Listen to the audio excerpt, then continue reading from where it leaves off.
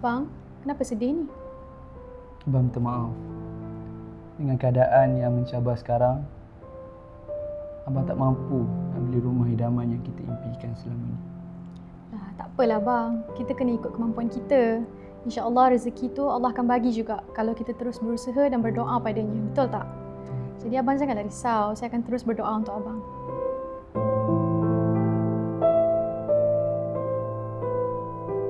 Mungkin dekat sini ada peluang untuk aku cari rumah yang berpemilik dan mempunyai persekitaran yang kondusif.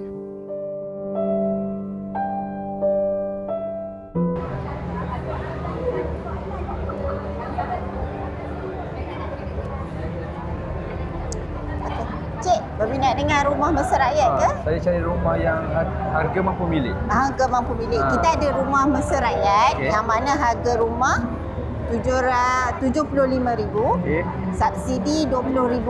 Okey, syarat permohonan mesti 18 tahun ke atas, pendapatan RM5,000 ke bawah. Okey, cik berminat ke? Saya berminat. Macam mana saya nak apply pun? Nak apply? Boleh, silakan. Okey.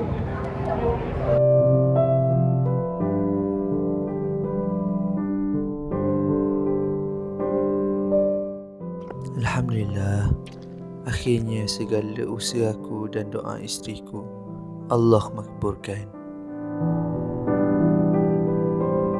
Betul lah kata awak sayang, rezeki itu ada, cuma cepat atau lambat.